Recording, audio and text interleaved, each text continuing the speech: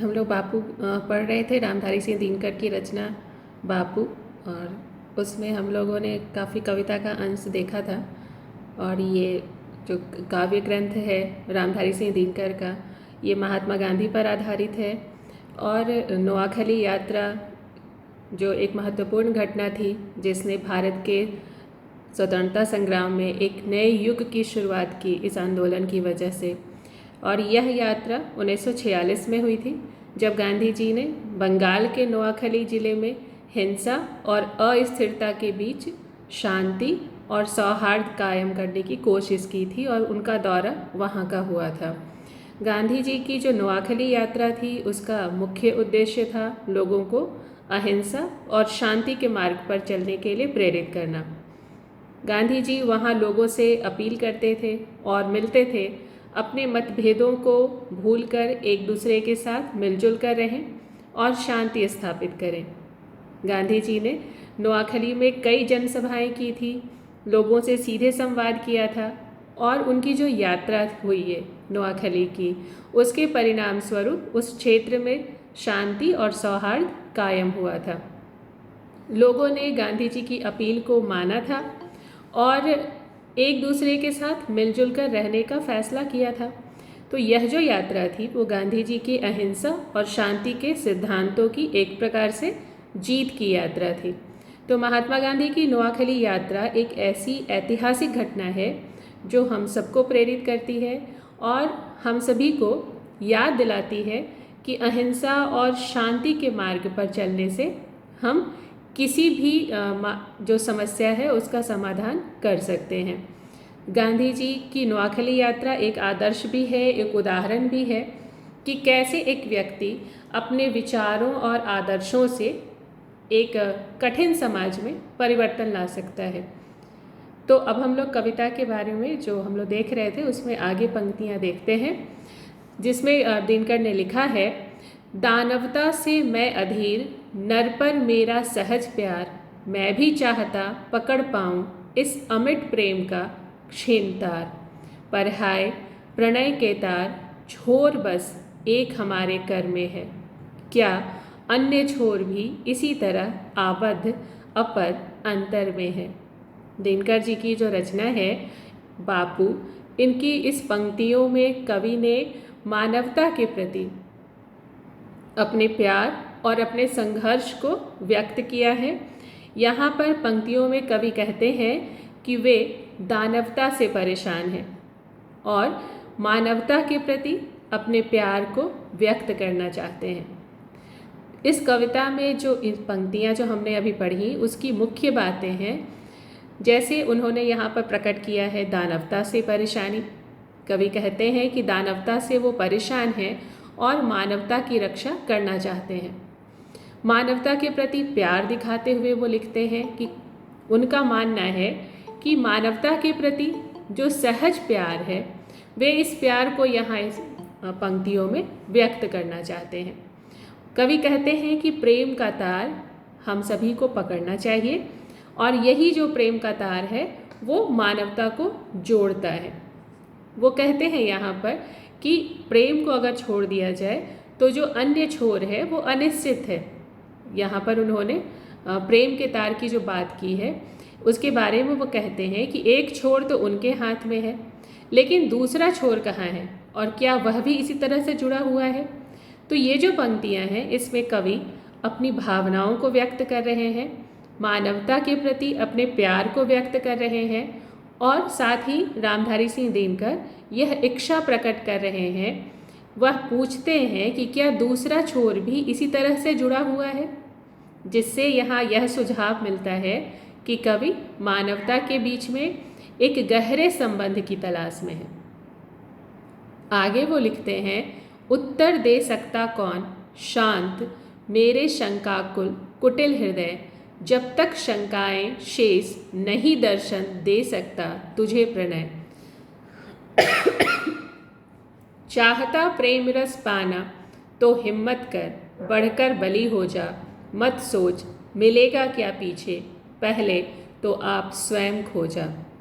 जब दिनकर इन पंक्तियों को लिख रहे हैं तो इन पंक्तियों में वह बापू को संबोधित करते हुए कहते हैं कि मानवता के प्रति अपने प्यार और संघर्ष को व्यक्त करते हुए महात्मा गांधी समस्त मानवता के बीच जो शंका थी उसमें प्रेम की तलाश की बात करते हुए यहाँ पर कवि ने जो मुख्य बातें उठाई हैं वो इस तरह से है। शंकाओं का समाधान पहला बिंदु है। कवि यहाँ पर कहते हैं कि शंकाओं के बीच में कोई भी उत्तर नहीं दे सकता और शंकाएं हृदय को कुटिल बनाती हैं। कवि ने कहा है यहाँ कि वो प्रेम की तलाश में है और वो कहते हैं कि जब तक शंकाएं शेष हैं प्रेम का दर्शन नहीं हो सकता। प्रेम रस पाने की जो शर्त है या उसके बारे में कवि का कहना है कि प्रेम रस पाने के लिए हमें अपने आप को खोना होगा और हमारी जो शंकाएं हैं उनका त्याग करना होगा। यहाँ पर दिनकर जी का कहना है कि आत्मसमर्पण यानी अपने आप को बलि देना होगा और अपने आप को खोना होगा, तभी प्रेम का अनुभव हो सकता है। तो ये जो पंक्तियाँ हैं इसमें कवि ने अपनी भावनाओं को व्यक्त किया है और प्रेम की तलाश की बात की है। यहाँ पर कवि यह भी कहते हैं कि प्रेम का अनुभव करने के लिए हमें अपने आप को बदलना होगा और शंकाओं को त्यागना होगा।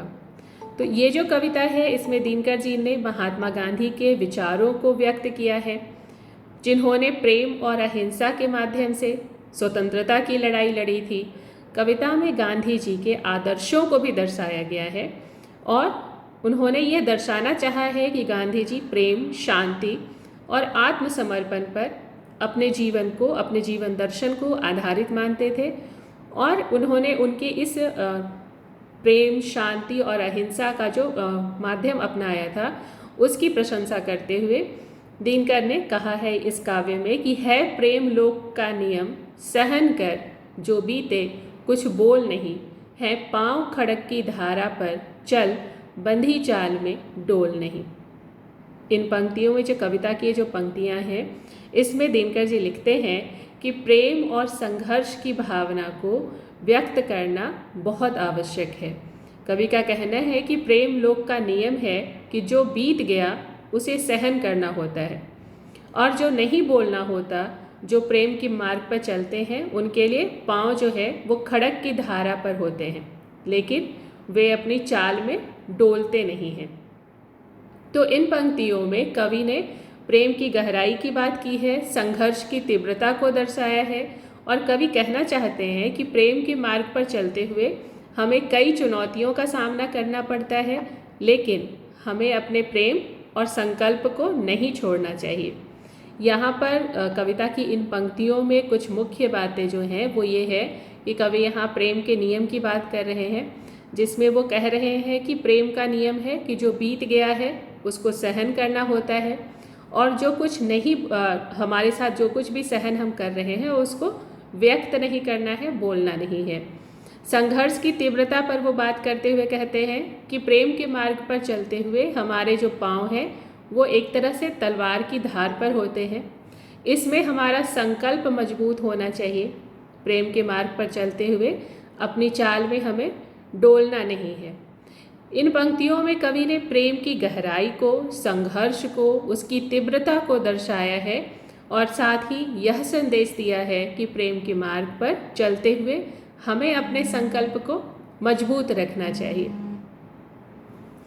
आगे पंक्तियों में वहाँ पर कवि ने कहा है, ली जांच प्रेम ने बहुत, मगर बापू तू सदा खरा उतरा, सूली पर से भी बार बार तू नूतन ज्योति भरा उतरा।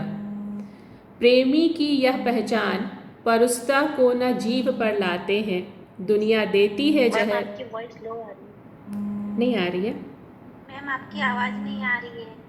अच्छा, मैं देख रही।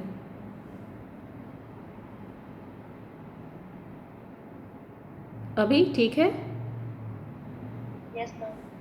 हाँ, तो मैं जो पंक्तियों की बात कर रही थी, ली जांच प्रेम ने बहुत, मगर बापू तू सदा खरा उतरा, शूली पर से बार जार तू नूतन ज्योति भरा उतरा।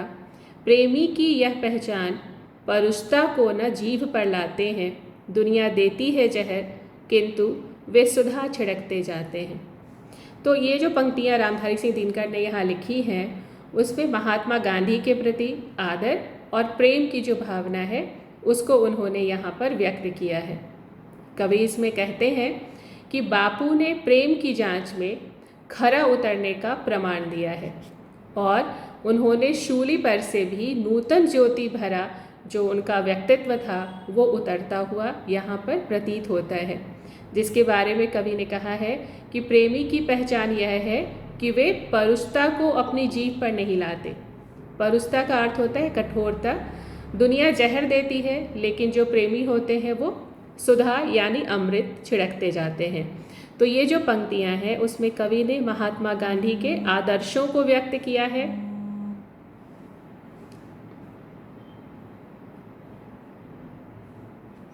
जिन्होंने प्रेम, अहिंसा और सत्य के माध्यम से स्वतंत्रता की लड़ाई लड़ी थी।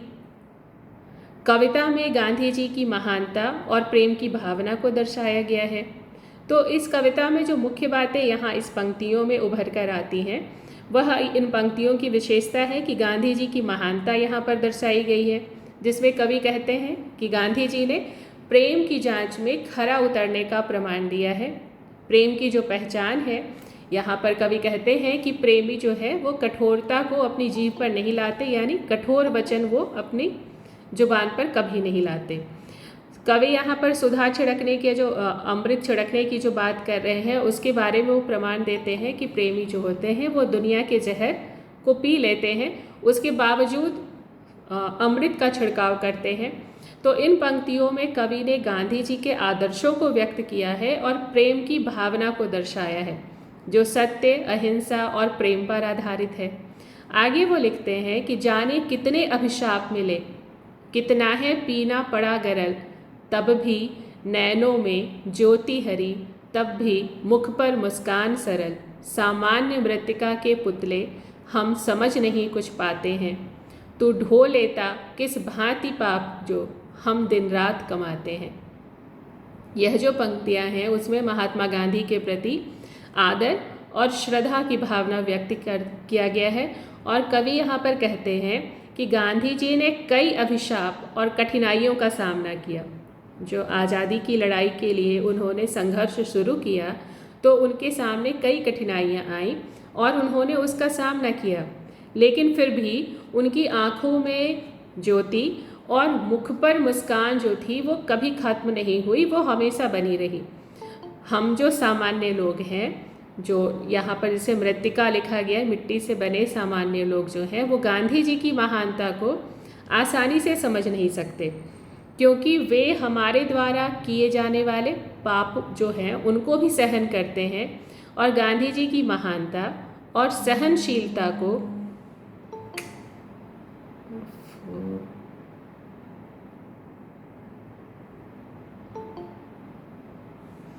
गांधी जी की जो महानता है और सहनशीलता है उसके बारे में कवि आश्चर्य से देखते हैं और पूछते हैं कि वे ये सब कैसे कर पाते हैं। इन पंक्तियों में कवि ने गांधी जी की महानता की बात की है, सहनशीलता की बात की है और उनकी पवित्रता को व्यक्त किया है जो उन्हें एक अद्वितीय व्यक्ति बनाती हैं। तो इस तरह से इस पंक्तियाँ जो यहाँ पर हमने अभी देखी, उन पंक्तियों की मुख्य बातें कुछ इस तरह से हैं, जिसमें कि गांधी जी की महानता की बात की गई है। तो यहाँ पर कवि कह रहे हैं कि गांधी जी ने कई अभिशाप और कठिनाइयों का सामना किया, वे बहुत सहनशील हैं। यहाँ पर कवि कहते हैं कि गांधी जी की आँखों में ज्योति और मुख पर मुस्कान बनी रहती है। पवित्रता की बात करते हैं, उसके बारे में कवि कहते हैं कि गांधी जी हमारे द्वारा किए जाने वाले पापों को भी सहन करते हैं। तो इन पंक्तियों में कवि ने गांधी जी के आदर्शों को व्यक्त किया है और उनकी महानता को दर्शाया है जो सत्य, अहिंसा और प्रेम पर आधारित है। आगे कवि ने लिखा है कि कितना विभेद हम भी मनुष्य, पर तुक्ष स्वहित में सदा लीन, पल पल चंचल व्याकुल विषन, लोहू के तापों के अधीन, पर तू तापों से परे, कामना जयी एक रस निर्विकार, पृथ्वी को शीतल करता है, छाया द्रुम सी बाहें पसार। तो ये जो पंक्तियाँ हैं इसमें महात्मा गांधी के प्रति रामधारी सिंह दिनकर की जो श्रद्धा है, जो उनका आदर है, वह भावना व्यक्त होती है, जिसमें कवि का कहना है कि गांधी जी और हमारे बीच बहुत बड़ा अंतर है। हम सब जो आम इंसान हैं, आम भारतीय हैं, वो सभी स्वार्थ में लीन रहते हैं। हम सभी चंचल हैं, व्याकुल होते हैं और विषण होते हैं। विषण का अर्थ होता है दूसरों के प्रति विद्वेष को रखना, द्वेष की भावना रखना। और हमारे जीवन में लोभ है, वासनाएं हैं जो हम पर हावी होती हैं। लेकिन जो महात्मा गांधी हैं वो इन सब से, इन सभी तापों से परे हैं। उन्होंने कामनाओं को जीत लिया है। वो एक रस रहते हैं और निर्विकार हैं। वे पृथ्वी को शीतल करते हैं, जैसे कि एक छायादार वृक्ष है वह अपनी शीतल छाया बिखेरता है। तो इन पंक्तियों में रामधारी सिंह दिनकर ने गांधी जी की महानता की बात की है, उनकी आत्मनियंत्रण की जो भावना है उसकी बात की है, और महात्मा गांधी के निस्वार्थ भाव को व्यक्त किया है, जो निस्वार्थ भाव से सेवा और आज़ादी की लड़ाई के लिए जो उन्होंने अपना सर्वस्व दान कर दिया, वह उनको एक अद्वितीय व्यक्ति बनाती है।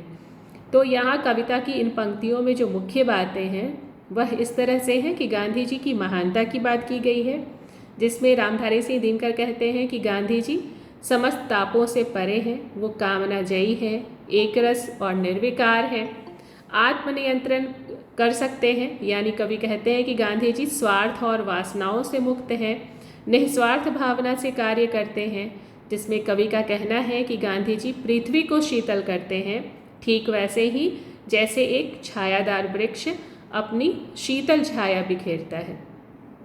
इन पंक्तियों में रामधारी सिंह दिनकर ने गांधी जी के आदर्शों को व्यक्त किया है और उनकी महानता को दर्शाया है, जो सत्य, अहिंसा और प्रेम पर आधारित है।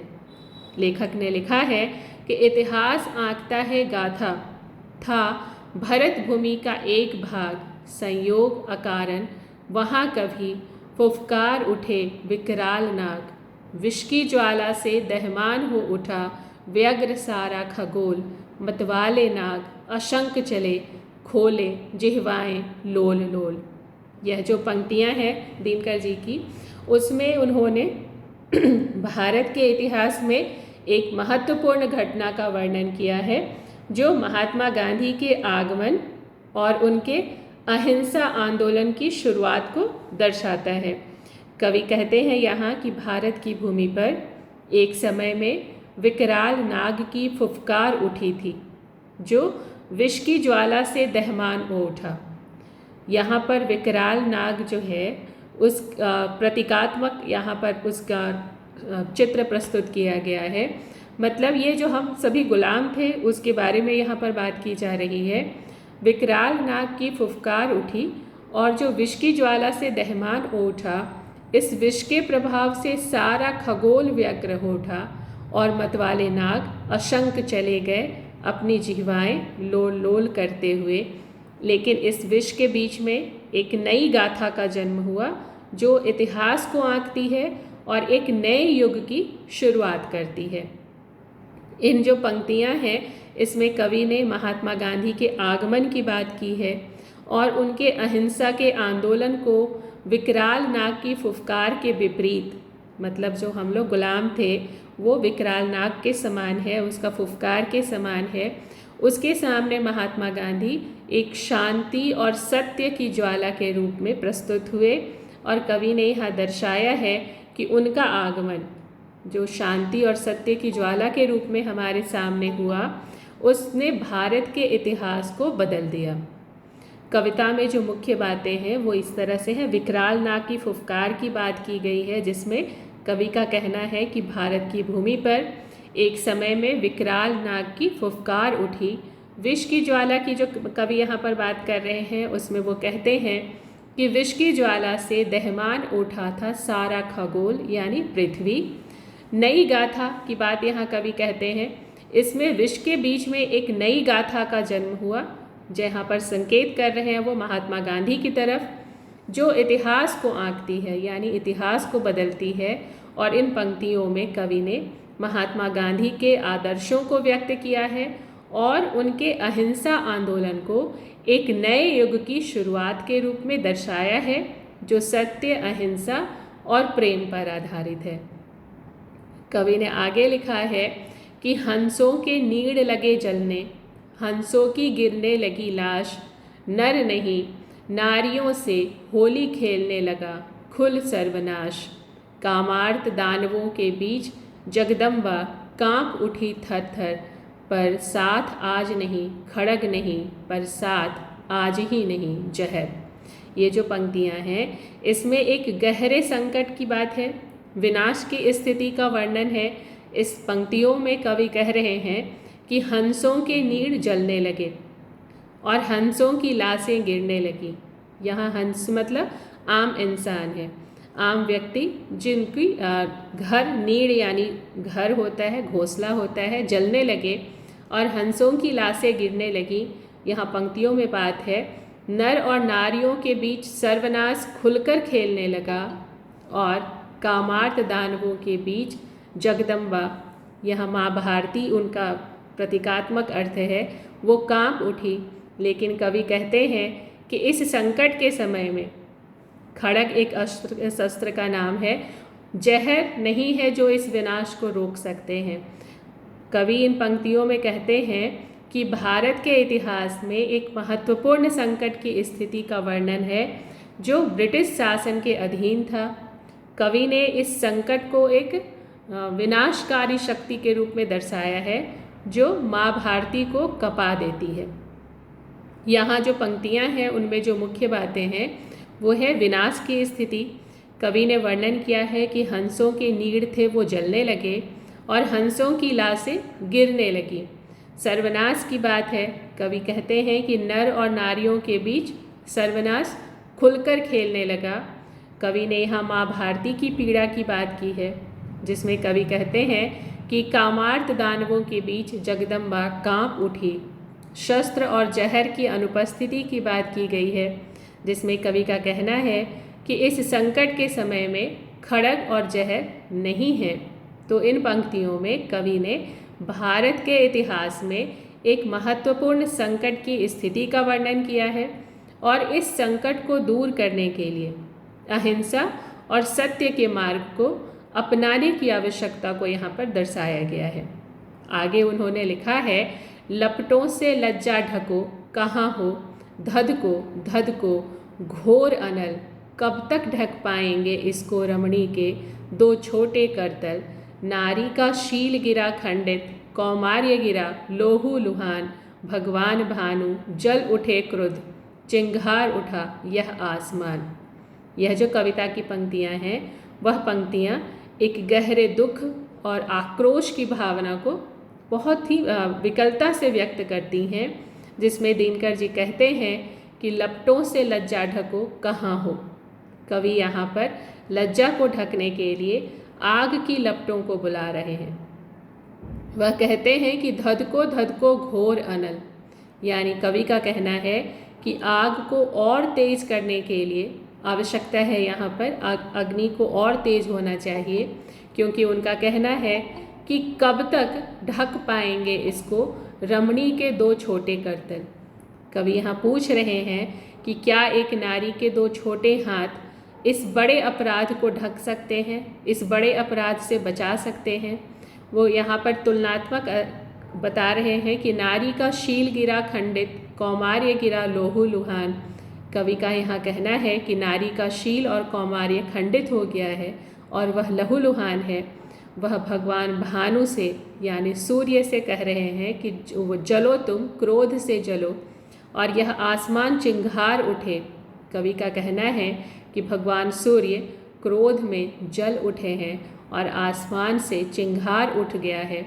इन पंक्तियों में कवि ने नारी के साथ होने वाले अत्याचार की बात की है, अपराध की निंदा की है और इस अपराध के लिए क्रोध और आक्रोश की भावना को व्यक्त किया है। साथ ही इस कविता में पंक्तियों में जो मुख्य बातें हैं वो है नारी के साथ अत्याचार की बात। कवि का कहना है कि नारी का शील गिरा खंडित, कौमार्य गिरा लोहू लुहान। और यहाँ पर उन्होंने कहा है कि क्रोध और आक्रोश की बात करते हुए वो कहते हैं कि भगवान सूर्य जल उठे क्रोध से और चिंगार उठा है यह आसमान। वो न्याय की मांग करते हैं और कवि कहते हैं कि कब तक ढक पाएंगे इसको रमणी के दो छोटे करतल। तो इन पंक्तियों में कवि ने नारी के साथ होने वाले अत्याचार के विरुद्ध आवाज़ उठाई है और न्याय की मांग की है। उन्होंने लिखा है कि पर हिली नहीं कुरु की परिषद, हिले नहीं पांडव सभी, ललकार कौंध कर चली गई, रह गए सोचते धर्म नीति। बापू तू कली का कृष्ण, विकल आया आँखों में नीर लिए, थी लाज द्रौपदी की जाति, केशव सा दौड़ा चीर लिए। ये जो पंक्तियाँ हैं कविता की, इसमें महात्मा गांधी की महानता और उनके नेतृत्व की प्रशंसा करते हुए कवि का कहना है कि कुरु की परिषद, यहाँ कौरवों की बात की जा रही है। महाभारत में जो आप लोगों ने सुना होगा 100 कौरवों का नाम, उनका जो राजभवन था, उनकी जो राजसभा थी, उसके बारे में यहाँ बात है कि कुरु की परिषद और पांडव सभा में कोई बदलाव नहीं हुआ, लेकिन महात्मा गांधी ने द्रौपदी की लाज को बचाने के लिए कृष्ण की तरह दौड़कर चीर लिया। चीर यानी कपड़ा। कवि कहते हैं कि महात्मा गांधी कलयुग के कृष्ण हैं। यहाँ पर उन्होंने महात्मा गांधी की तुलना भगवान श्री कृष्ण से की है और वो कहते हैं कि वो कलयुग के श्री कृष्ण हैं जिन्होंने द्रौपदी की लाज को बचाया। यहाँ पर द्रौपदी की तुलना भारत माता से की जा रही है। कवि कहते हैं कि महात्मा गांधी ने अपनी आँखों में नीर लेकर, नीर यानी पानी, आंसू, द्रौपदी की लाज को बचाई। इन जो पंक्तियाँ हैं इसमें कवि ने महात्मा गांधी की महानता और उनके नेतृत्व को महाभारत के कृष्ण के समान दर्शाया है, जिन्होंने द्रौपदी की लाज को बचाया था। ये जो बापू कविता की ये जो पंक्तियाँ हमने अभी पढ़ी, इसकी मुख्य बातें हैं कि महात्मा गांधी की महानता की बात है। कवि यहाँ पर कहते हैं कि बापू तू कली का कृष्ण है, द्रौपदी की लाज की रक्षा की बात है। यहाँ उसमें कवि का कहना है कि द्रौपदी की जो लाज बचाई थी केशव ने, श्री कृष्ण ने, वो कपड़ा लेकर दौड़े थे, चीर लेकर दौड़े थे। ठीक उसी तरह महात्मा गांधी आज भारत माता की लज्जा की रक्षा के लिए दौड़े हैं। नेतृत्व की बात करते हुए कवि कहते हैं कि महात्मा गांधी ने अपनी आँखों में आंसू लेकर द्रौपदी की लाज को बचाया। यह जो पंक्तियाँ हैं इसमें कवि ने महात्मा गांधी की महानता और उनके नेतृत्व की प्रशंसा की है और साथ ही इन पंक्तियों में महात्मा गांधी को कलयुग के श्री कृष्ण के रूप में दर्शाया गया है। कविता में आगे लिखा गया है, इतिहास परख नूतन विधान, पन्ने समेट ले पुराचीन। बापू ने कलम उठाई है लिखने को कुछ गाथा नवीन। थी पड़ी दृष्टि पहले भी क्या तेरी ऐसे नर नामी पर, जो खुले पांव निःशंक घूमता हो सांपों की बांबी पर।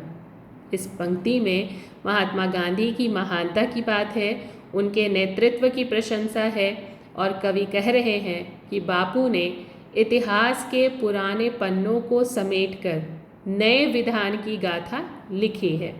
कविता में महात्मा गांधी की सादगी की बात है, निर्भीकता का वर्णन है और जो कहा गया है कि महात्मा गांधी उस तरह के व्यक्तित्व हैं जो सांपों की बांबी पर निर्भय होकर चलते हैं। बांबी कहते हैं सांपों के घर को, तो सांपों की बांबी पर निर्भय होकर चलते हैं। यहाँ पर कविता की जो मुख्य बातें हैं वो हैं महात्मा गांधी की महानता, जिसमें कवि ने कहा है कि बापू ने इतिहास के पुराने पन्नों को समेटकर नए विधान की गाथा लिखी है। नेतृत्व की बात करते हुए कवि कहते हैं कि महात्मा गांधी ने अपनी कलम से नए युग की शुरुआत की है। सादगी और निर्भीकता की बात करते हुए कवि लिखते हैं कि महात्मा गांधी की सादगी और निर्भीकता अवर्णनीय है। वह उस तरह से व्यक्तित्व है जो सांपों की बांबी पर निर्भय होकर चलते हैं। तो यह जो पंक्तियां हैं उसमें कवि ने महात्मा गांधी की महानता और उनके नेतृत्व की प्रशंसा की है। उन्हें एक नए युग के निर्माता के रूप में यहाँ पर दर्शाया गया है।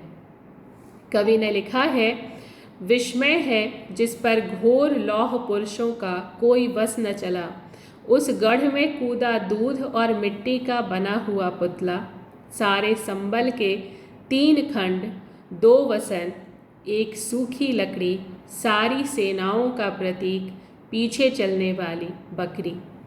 यह जो पंक्ति है उसे महात्मा गांधी की महानता और उनके अहिंसा वाले आंदोलन की प्रशंसा है। कवि का कहना है कि महात्मा गांधी ने अपनी सादगी और अहिंसा के बल पर ऐसे गढ़ में प्रवेश किया जहां पहले से घोर लौह पुरुषों का कोई बस नहीं चला। महात्मा गांधी की ताकत उनकी सादगी थी, उनकी जो अहिंसा की नीति थी वो थी, और जिसका प्रतीक है 3 खंड, जिसको कहा जाता है 3 सूत्र, धर्म, सत्य, अहिंसा। और असहयोग की जो बात उन्होंने यहाँ पर की है, धर्म यानी यहाँ पर उन्होंने अहिंसा और असहयोग के माध्यम से उन्होंने 3 खंड जो किए वो आज़ादी की लड़ाई में एक बहुत मजबूत साधन बने। उन्होंने 2 वसन यानी कपड़ा, वसन का अर्थ होता है कपड़ा, सादगी और संयम को अपना वस्त्र बनाया, एक सूखी लकड़ी जिसका अर्थ है अहिंसा की शक्ति, और पीछे चलने वाली बकरी यानी अहिंसा की सेना। कविता की जो मुख्य बातें हैं वो हैं कि महात्मा गांधी की महानता की बात है। कवि ने कहा है कि महात्मा गांधी ने अपनी सादगी और अहिंसा के बल पर ऐसे गढ़ में प्रवेश किया जहाँ पर कई बलशाली लोग भी प्रवेश नहीं पा सके। अहिंसा के आंदोलन की बात करते हुए कवि ने लिखा है कि महात्मा गांधी की ताकत उनकी सादगी और उनकी अहिंसा में थी। सादगी और संयम की बात करते हुए कवि कहते हैं कि महात्मा गांधी की सादगी और संयम उनकी सबसे बड़ी ताकत थी। तो ये जो पंक्तियां हैं उसमें कवि ने महात्मा गांधी की महानता और उनके अहिंसा के आंदोलन की प्रशंसा की है और उन्हें एक नए युग के निर्माता के रूप में यहाँ पर दर्शाया गया है। कवि ने लिखा है कि दानव की आँखों में अशंक अपनी आँखें डालते हुए, कुछ घृणा कलह से नहीं प्रेम से ही उसको सालते हुए बापू आगे जा रहे, जहर की बाढ़ निघटती जाती है, सहमी सहमी सी अनितिमिर की पीछे हटती जाती है। ये जो पंक्तियाँ हैं उसे महात्मा गांधी की महानता की बात है, अहिंसा के आंदोलन की प्रशंसा है। कवि का कहना है कि महात्मा गांधी ने अत्याचारियों, यहाँ जो दानव कहा गया है वो अत्याचारियों का यहाँ पर संकेत है, तो उनकी आँखों में अशंक का अर्थ होता है निर्भीकता से। उन्होंने उन दानवों के, अत्याचारियों की आँखों में निर्भीकता से अपनी आँखें डालकर प्रेम से ही उनको समझाते हुए, सालते हुए का अर्थ होता है समझाते हुए, अत्याचारी को प्रेम से समझाया। बापू आगे जा रहे यानी महात्मा गांधी आगे बढ़ रहे हैं, जहर की बाढ़ निघटती जाती है। इस पंक्ति का अर्थ है अहिंसा के मार्ग से जो हिंसा है वो कम होती जा रही है। सहमी सहमी सी अनितिमिर का अर्थ है अंधकार और भय, वो सहमा सहमा सा है अंधकार और भय, और पीछे हटता जाता है ये अंधकार और भय। अहिंसा के मार्ग से अंधकार और भय जो है वो धीरे धीरे पीछे हटता जाता है, दूर होता जाता है। कविता की इन पंक्तियों में जो मुख्य बातें हैं वो है महात्मा गांधी की महानता। कवि ने महात्मा गांधी के बारे में बताते हुए कहा है कि वो अत्याचारियों की आंखों में निर्भीकता से अपनी आंखें डालते हैं। अहिंसा के आंदोलन की बात करते हुए यहाँ पर कवि कहते हैं कि महात्मा गांधी ने प्रेम से ही अत्याचारियों को सालते हुए आगे बढ़े, वो समझाते हुए आगे बढ़े। सादगी और संयम की बात है जिसमें कवि का कहना है कि महात्मा गांधी की सादगी और संयम उनकी सबसे बड़ी ताकत थी। हिंसा का निवारण किया इसमें बात है, कवि कहते हैं कि महात्मा गांधी के अहिंसा मार्ग से हिंसा कम होती जा रही है। तो इन पंक्तियों में जो कवि हैं रामधारी सिंह दिनकर, उन्होंने महात्मा गांधी की महानता, उनके अहिंसा आंदोलन, इनकी प्रशंसा की है और उन्हें एक नए युग के निर्माता के रूप में यहाँ पर दर्शाया है। रामधारी सिंह दिनकर की जो ये पंक्तियाँ हैं उसमें कवि अपने समय के इतिहास और समाज की स्थिति पर टिप्पणी कर रहे हैं। साथ ही वो कहते हैं कि इतिहास की पुरानी पन्नियों को समेटकर नए विचारों को लिखने की ज़रूरत है और यह काम बापू ने, महात्मा गांधी ने अपनी कलम से किया है। कवि पूछते हैं कि क्या पहले भी ऐसा कोई व्यक्ति आया है जो निडर होकर सांपों की बांबी पर चलता हो। यहाँ कवि महात्मा गांधी की साहस की प्रशंसा, निडरता की प्रशंसा कर रहे हैं, जिन्होंने भारतीय स्वतंत्रता संग्राम में महत्वपूर्ण भूमिका निभाई थी। महात्मा गांधी जो भारतीय आज़ादी की जो लड़ाई थी उसमें एक महत्वपूर्ण भूमिका निभाने वाले व्यक्तित्व थे। उनकी निडरता की प्रशंसा यहाँ इन पंक्तियों में है और इन पंक्तियों में कवि इतिहास, समाज और जो स्वतंत्रता की भावना है उसको व्यक्त कर रहा है और महात्मा गांधी को एक प्रतीक के रूप में यहाँ पर प्रस्तुत कर रहा है, जिन्होंने नए विचार और स्वतंत्रता की लड़ाई में महत्वपूर्ण योगदान दिया था। कवि लिखते हैं कि वह सुनो सत्य चिल्लाता है, ले मेरा नाम अंधेरे में, करुणा पुकारती है मुझको आबद्ध घृणा के घेरे में, श्रद्धा मैत्री विश्वास प्रेम बंदी है सभी मेरे सभी लोग, धिक्कार मुझे जो सहूँ किसी के भय से मैं इसका वियोग। ये जो पंक्तियाँ हैं इसे महात्मा गांधी की विचारधारा और उनके आदर्शों को प्रकट किया गया है। उनकी विचारधारा और आदर्शों को प्रकट करते हुए दिनकर ने कहा है कि सत्य और करुणा की आवाज़ अंधकार में भी सुनाई देती है, यानी अंधकार में भी सुन सकते हैं हम सत्य और करुणा की आवाज़ को। महात्मा गांधी के आदर्श हैं श्रद्धा, मैत्री, विश्वास और प्रेम। उनके अनुयायियों के हृदय में, जो उनके मानने वाले लोग हैं, उनके मन में बसा हुआ है और उनके प्रति श्रद्धा, विश्वास और प्रेम है वो कभी समाप्त होने वाला नहीं है। महात्मा गांधी की जो सबसे बड़ी ताकत है वो है उनका सत्य और अहिंसा का मार्ग। महात्मा गांधी किसी भी प्रकार के भय से नहीं डरते हैं और अपने आदर्शों के लिए वो हमेशा खड़े रहते हैं। तो यहाँ जो कविता की जो मुख्य बातें हैं वो है सत्य और करुणा की बात। कवि यहाँ पर कहते हैं कि सत्य और करुणा की आवाज़ अंधकार में भी सुनाई देती है। अहिंसा और प्रेम की बात करते हुए कवि कहते हैं कि महात्मा गांधी का आदर्श है श्रद्धा, मैत्री, विश्वास, प्रेम। उनके अनुयायी जो हैं उनके हृदय में ये सारी बातें बसी हुई हैं। साथ ही कवि ने साहस और निर्भीकता की बात की है, जिसमें कवि का कहना है कि महात्मा गांधी किसी भी प्रकार के भय से नहीं डरते हैं और अपने आदर्शों के लिए खड़े रहते हैं। यह जो पंक्तियां हैं उसमें कवि ने महात्मा गांधी की विचारधारा और उनके आदर्शों को प्रकट किया है और उन्हें एक महान नेता और आदर्शवादी के रूप में दर्शाया है। कवि ने लिखा है कि देवता चाहते हैं जाऊं मैं सत्वर उन्हें बचाने को, या कारागृह में कूद स्वयं बंधने को, या जल जाने को, मत साथ लगे कोई मेरे, एकाकी आज चलूँगा मैं, जो आग उन्हें है भून रही उसी में जा स्वयं जलूँगा मैं। यहाँ जो पंक्तियाँ हैं उसमें महात्मा गांधी की जो बलिदान, उनके बलिदान की बात है, महानता की बात है और उनकी महानता और बलिदान की प्रशंसा की बात है।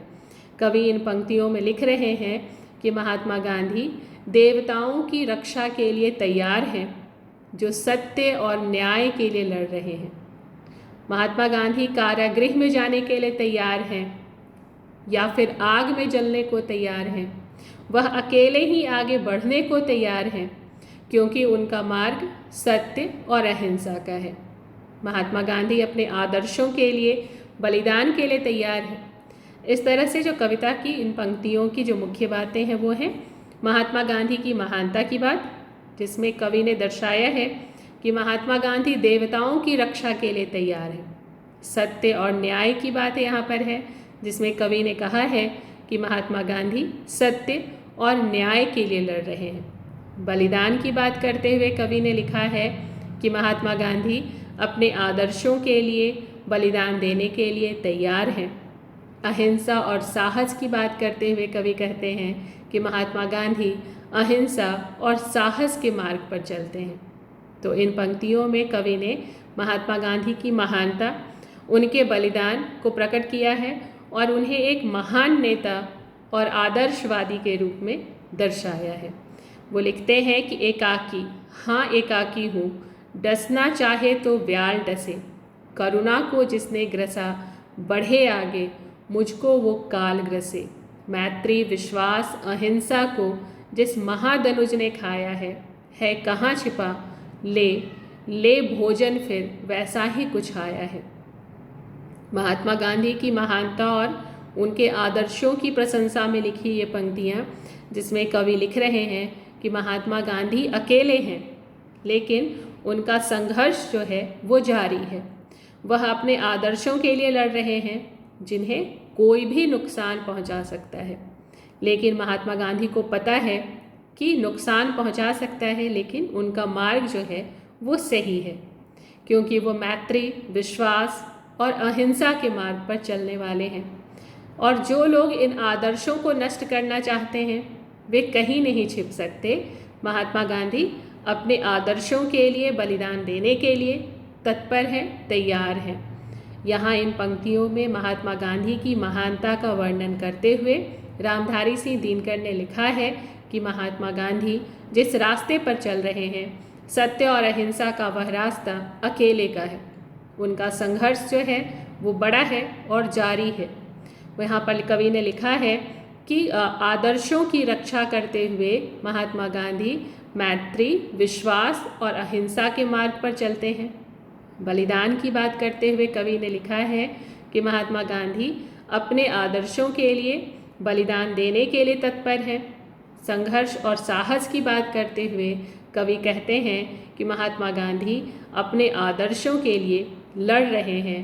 और इन पंक्तियों में कवि ने महात्मा गांधी की महानता, उनके आदर्शों को प्रकट किया है और उन्हें एक महान नेता और आदर्शवादी व्यक्तित्व के रूप में दर्शाया है। आगे उन्होंने लिखा है कि बाम्बी से कढ़ बाहर आवे, वह दनुज मुझे खाने को, मैं हो आया तैयार प्रेम का अंतिम मोल चुकाने को। भर गया पेट इतने से ही, मुझको खाने की चाह नहीं, पर याद रहे मैं सहज छोड़ देने वाला हूँ, राह नहीं। तो इस पंक्ति में महात्मा गांधी के आदर्शों की प्रशंसा करते हुए कवि कहते हैं कि महात्मा गांधी सांपों की बाम्बी से बाहर निकल, जो अत्याचारी हैं, दनुज हैं, उनके सामने खड़े हैं। वह अपने आदर्शों के लिए बलिदान देने को तत्पर हैं।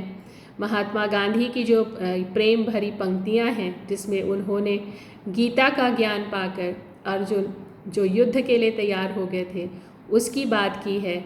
और उन्होंने यहाँ पर लिखना चाहा है कि जो सांपों की बाम्बी से बाहर निकल कर के जो अत्याचारी हैं, उनके सामने खड़े होने की जो हिम्मत है वो सिर्फ़ और सिर्फ बापू में है।